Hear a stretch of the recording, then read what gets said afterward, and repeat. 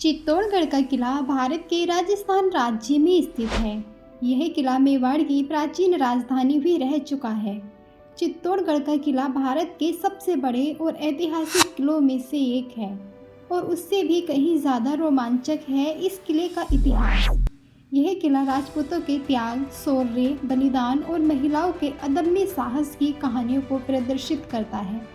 चित्तौड़गढ़ का किला राजस्थान के 5 पहाड़ी किलों में से एक है और राजस्थान का सबसे बड़ा किला भी है।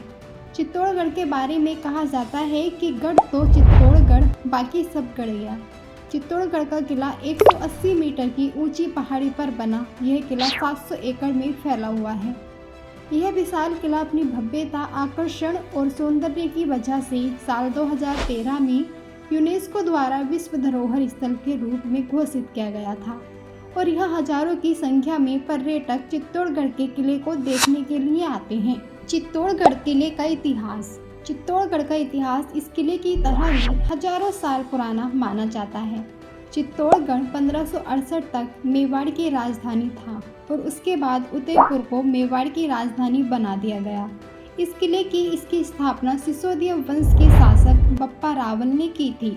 राजस्थान के मेवाड़ में गुहिल राजवंश के संस्थापक बप्पा रावल ने अपनी अदम्य शक्ति और साहस से मौर्य साम्राज्य के मौर्य वंश के अंतिम शासक मानमौरी को युद्ध में हराकर करीब 8वीं शताब्दी में चित्तौड़गढ़ पर अपना अधिकार कर लिया था और करीब 724 ईस्वी में भारत के इस विशाल और महत्वपूर्ण दुर्ग चित्तौड़गढ़ किले की 724 ईस्वी में स्थापना की गई थी। लेकिन 10वीं शताब्दी के अंत में मालवा के राजा मुंज ने इस दुर्ग पर अपना कब्जा जमा लिया और फिर यह किला गुजरात के महाशक्तिशाली चालुक्य शासक सिद्धूराज जयसिंह के अधीन रहा। 12वीं सदी में चित्तौड़गढ़ का किला एक बार फिर गुहिल वंश के अधीन रहा। 1303 ईस्वी में अलाउद्दीन खिलजी ने किले पर हस्तगत कर लिया था। 1326 में राणा हमीर ने गुहिल सिसोदिया वंश को प्रतिस्थापित किया और उसके बाद 1568 में मुगल शासक अकबर ने इस पर आक्रमण किया।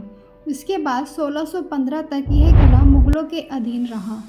1615 ईस्वी की मेवाड़ मुगल संधि के कारण यह किला पुनः गुहिल वंश को प्राप्त हुआ और तब से 1947 तक इस किले पर मेवाड़ के गुहिल वंश का ही अधिकार रहा।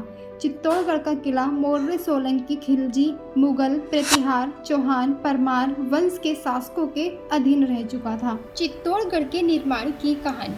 चित्तौड़गढ़ किले का निर्माण किसने और कब करवाया था, इसकी कोई पुख्ता जानकारी नहीं है, लेकिन महाभारत काल में भी इस किले का होना बताया जाता है। इतिहासकारों की माने तो चित्तौड़गढ़ का निर्माण 7वीं शताब्दी में मौर्य वंश के शासक चित्रांगद मौर्य ने करवाया था। इस किले को चित्रकूट नामक पहाड़ी पर बनाया गया था, जिसके बाद मौर्य शासक राजा चित्रांग ने इस किले का नाम चित्रकूट रखा था। चित्तौड़गढ़ किले के निर्माण को लेकर एक किंवदंती के मुताबिक इस प्राचीन और भव्य किले को महाभारत काल में भीम ने बनवाया था।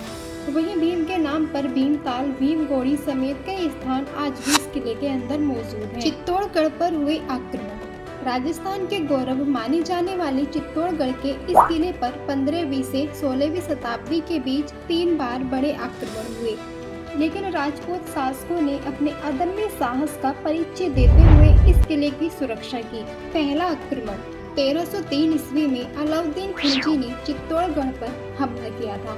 क्योंकि रानी पद्मावती की खूबसूरती को देखकर अलाउद्दीन खिलजी उन पर मोहित हो गया और वह रानी पद्मावती को अपने साथ ले जाना चाहता था, लेकिन रानी पद्मावती के साथ जाने से मना कर दिया, जिसके कारण अलाउद्दीन खिलजी ने इस किले पर आक्रमण कर दिया था।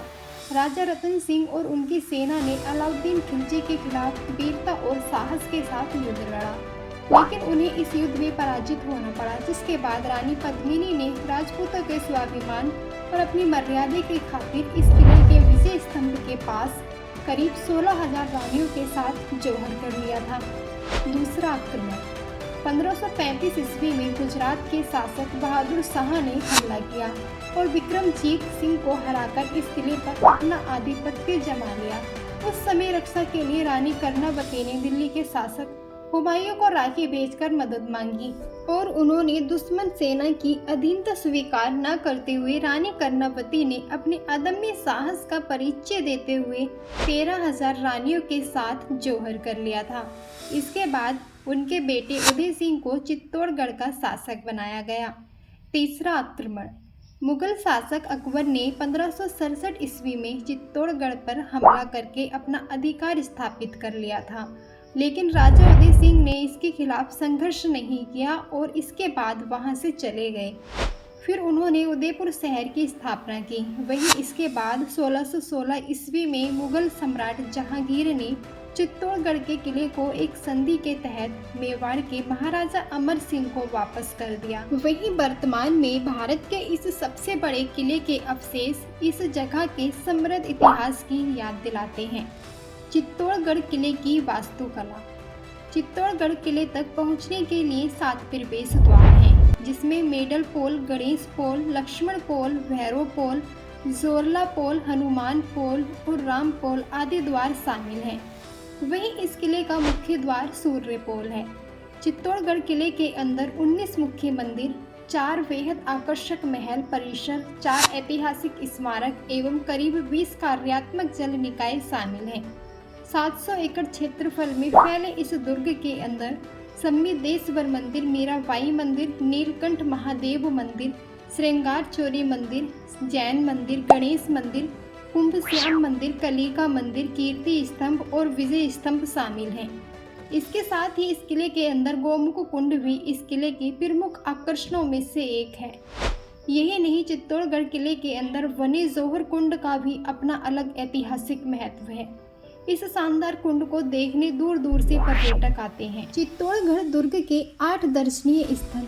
पहला, विजय स्तंभ। चित्तौड़गढ़ के अंदर बना विजय स्तंभ यहाँ का प्रमुख दर्शनीय स्थल है। विजय स्तंभ को चित्तौड़गढ़ का विजय प्रतीक भी माना जाता है। इस स्तंभ का निर्माण राणा कुंभा ने 1448 से 1458 के बीच मालवा के सुल्तान महमूद शाह प्रथम खिलजी पर मिली जीत के रूप में किया था, जिसके कारण इस स्तंभ को विजय स्तंभ नाम दे दिया गया। 37.2 मीटर यानी 122 फीट ऊंचे इस स्तंभ को बनाने में 10 साल का लंबा समय लगा था। यह टावर 47 वर्ग फीट आधार पर बना हुआ है। विजय स्तंभ कुल 8 मंजिला इमारत है, जिसमें कुल 157 सीढ़ियां हैं। इस स्तंभ के ऊपर से आप चित्तौड़गढ़ का पूरा सुंदर नज़ारा देख सकते हैं। कीर्ति स्तंभ। चित्तौड़गढ़ दुर्ग के परिसर में बना कीर्ति स्तंभ प्रमुख दर्शनीय स्थलों में से एक है।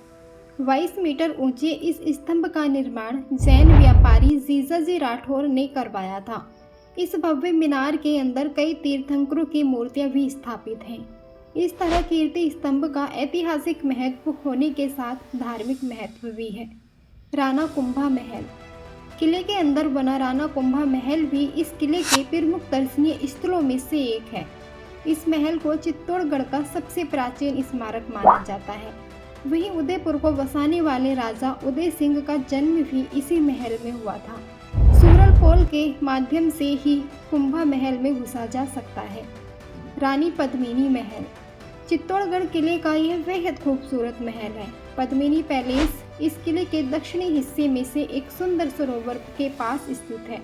पद्मिनी महल एक 3 मंजिला इमारत है। यह महल चारों ओर से पानी से घिरा हुआ है, जिसके कारण देखने में यह महल काफ़ी आकर्षक लगता है। अलाउद्दीन खिलजी को रानी पद्मावती ने अपनी एक झलक भी इसी किले में से दिखाने की इजाज़त दी थी। फतेह प्रकाश महल। महाराणा फतेह सिंह का यह बहुमंजिला महल है, जिसकी छत पर चारों तरफ सुंदर बुर्ज बने हुए हैं। आज यह महल एक संग्रहालय के रूप में परिवर्तित कर पर्यटकों के लिए खोल दिया गया है। कालिका माता मंदिर। कालिका माता मंदिर सुंदर ऊंची कुर्सी वाला विशाल महल है। इस मंदिर का निर्माण 9वीं शताब्दी में मेवाड़ के गुही वंश के राजाओं ने करवाया था। पहले यह मंदिर मूल रूप से एक सूर्य मंदिर था, जिसके प्रमाण स्वरूप सूर्य की मूर्तियां आज भी हैं। बाद में मुस्लिम आक्रमणकारियों के समय सूर्य की वह मूर्ति तोड़ दी गई।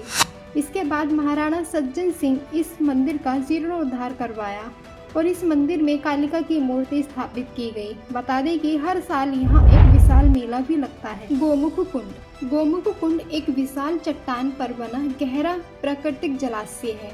इस कुंड का आकार आयताकार है। एक छोटी प्राकृतिक गुफा से जल की भूमिगत धारा हर समय बहती रहती है। इस कुंड को गोमुख कुंड इसलिए भी कहा जाता है क्योंकि जहाँ से धारा इस कुंड में आती है उसका आकार गाय के मुंह के समान है। बता दें कि गोमुख कुंड का धार्मिक महत्व है और लोग इसे पवित्र कुंड के रूप में मानते हैं। कहा जाता है कि इस कुंड से एक सुरंग राणा कुंभा के महलों तक जाती है। इस कुंड के निकट जाने के लिए सीढ़ी अभी बनाई गई है। कुंभ श्याम का मंदिर।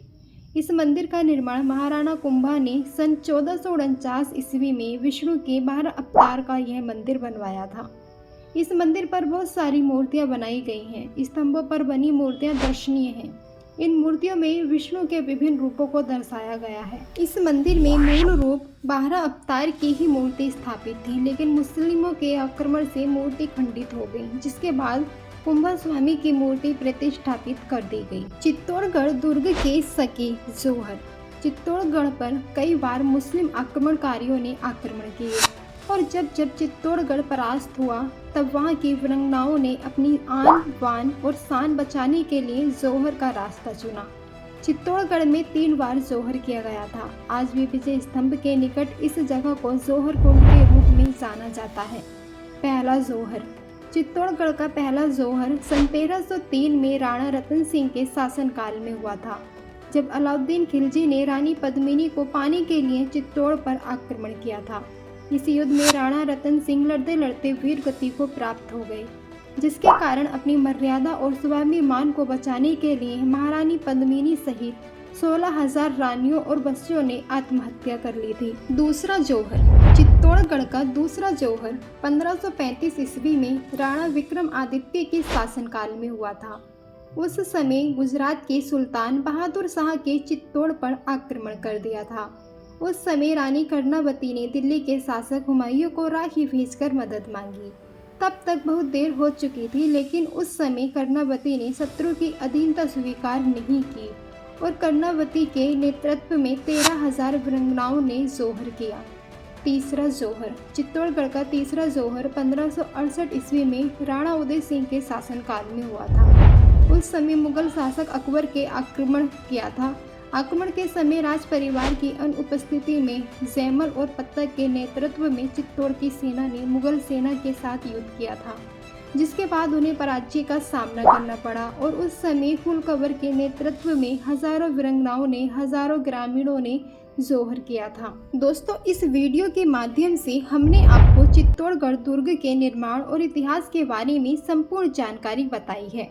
उम्मीद करती हूँ आपको हमारी यह वीडियो पसंद आई होगी। अगर पसंद आई है तो अपने दोस्तों के साथ इस वीडियो को ज़रूर शेयर करें और चैनल को सब्सक्राइब कर वीडियो को लाइक कर लें, ताकि आने वाली वीडियो सबसे पहले आप तक पहुँच जाए। धन्यवाद। नमस्कार।